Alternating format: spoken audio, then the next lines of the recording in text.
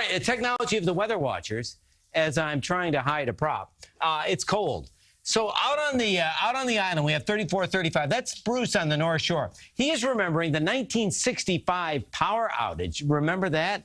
Monster outage, and thank goodness we have power to most of the area. 28, this is Barry. He's up 12 degrees in just 2 hours. I like some of the pictures being sent in. Peak color is past for most of the area. Still some pretty pictures coming in from the island. This is from Neil. Neil sent this in. I just show you this picture. Of course, again, this is little Daisy. My dog earlier this week came down with a staph infection in her paws. This time of year, with all the leaves on the ground and all the stuff that they're rooting through, you have to check their paws because they can get infected. So you want to make sure as you come back in, you clean the paws out carefully. And look at this. He actually sent the matching mug. We'll show you a little bit later. He sent a matching mug of Daisy. Isn't that the cutest thing? We have the best weather watchers out there. So, yeah, you know what? We've got, as far as the fall foliage, it is past peak for everybody. What's interesting is out on the island, there's still these bursts of color every now and then, and still into parts of central Jersey. As far as the leaf drop, you're still at about 60% for central and southern parts of New Jersey. Parts of the Hudson Valley, you are past peak for leaf drop as well. One of the reasons it was a little bit of a disappointing color show, it was so dry. Still, since the 1st of September, we are running a deficit in the area of about 2.5 inches. And it was that, you know, that lack of moisture that made the leaves vulnerable. So we didn't have as much color as we had last year.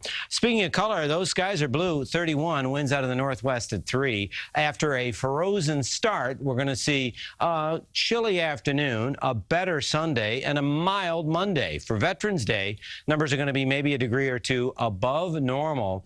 Now, unlike yesterday, not as much wind. So it's still cold, but it'll feel like 41, not 25. I mean, we were averaging wind chills at 20 to 25 yesterday. 6 to 10 day outlook, well below normal. So here's the deal. You bundle up today, you enjoy the sun. Tomorrow you're in the low 50s, so it feels a little bit better. Shift in the wind will usher in that warmer air. And then for the parade on Monday, you're in much better shape for Veterans Day, but there's cold air waiting to come behind that. So we're going to skip ahead now. This is the European model. It's a long-range model. Let's see what it holds. You can see Monday stays dry, but early commuters Tuesday, it's some light rain. Look at this. If the timing is such that we phase in the cold air with the moisture, we see the possibility for the first bit of snow, even in the city and out on Long Island. This is Tuesday. It's all a matter of getting the cold air in place. Just remember, Tuesday could turn wintry, and then it's even colder for your Wednesday. Thank you, Neil. He sent this in. This is just a little picture of his dog Daisy on a mug for me. Okay, that's this really is nice. So, you know, I thought it was so cute. I had to look underneath and say, who made it? Is Shutterfly. There you go. I found it so adorable. This is a great holiday gift. Yeah. Yeah, it's really sweet. And thanks for sending it in because Daisy's made a few appearances at the old Weather Watcher wall, too, so that's nice. We Very appreciate nice. that. Cute. And possible snow for Tuesday. Don't be fooled by that high temperature on your 7th day. Tuesday's going to be a day of change, and then it's even colder on Wednesday. All right. Thank you, John.